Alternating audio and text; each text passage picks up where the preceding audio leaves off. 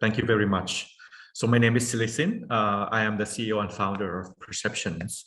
This is not my first startups. In my previous startups, I reached about 100 active users per month on my mobile app. My co-founder has built companies up to 25 million in valuations. The team itself, we are consists of 5 PhDs and 2 PhDs to be, all from STEM background. And we have been working with museums and IT industry for more than 25 years.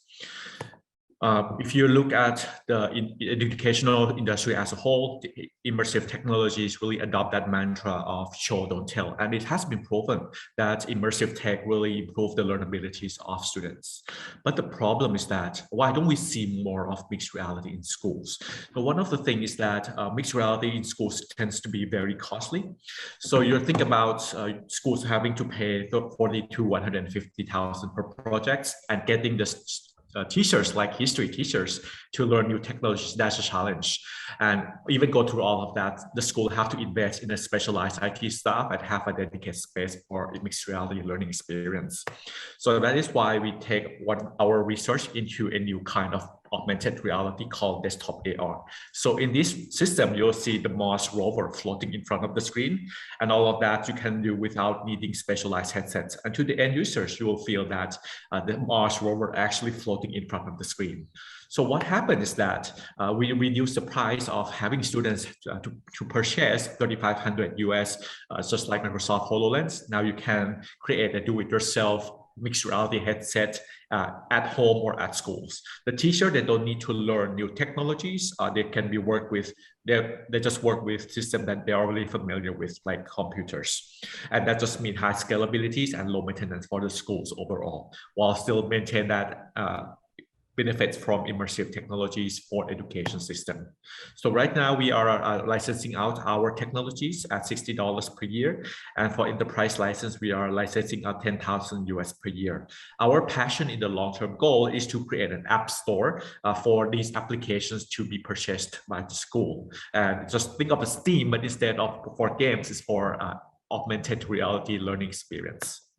So VR AR is roughly $20.8 billion market. This is from my close view, but we have conduct market validation with multiple schools in Thailand, and we found that their willingness to pay is roughly around 3,000 to 10,000 per year. And given that there are roughly about 3.2 million schools worldwide, 256 on the online database, and 8,000 of which are international schools, that allow us to calculate roughly TAMs of 768 million to about 2.56 billion, which is about 10% of the total VR AR market.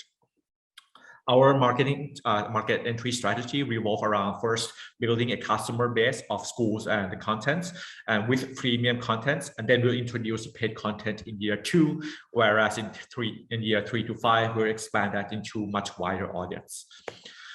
So the key thing is like chicken and egg problems, and how do we start with that? Do we start from content or do we start from school? So currently we are working with the Imperial War Museums in London and the Science Museum Group to reach more than 20,000 students worldwide. For the Science Museum Group, we are taking in Stephenson rocket, one of the first locomotives built in 1800s, and put it in augmented reality learning experience and share with that with the 10 to 20,000 schools that I mentioned earlier.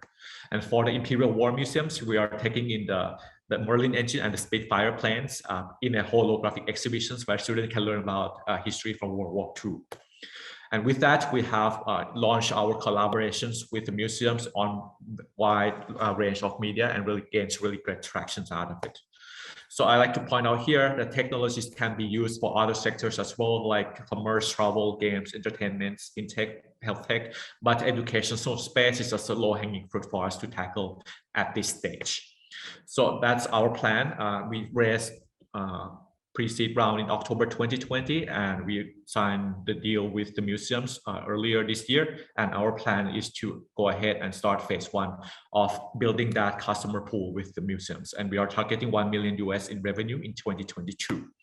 So right now we are raising 1.4 million US. We have about 250,000 US already committed for this round, and we are offering 20% of equity. And these are the spending plan for the budget. More than 50% will be around community building and PR and marketing to capitalize that project that we done with really awesome museums in London. And that's pretty much it. Thank you so much for your time. And my name is Rabbit.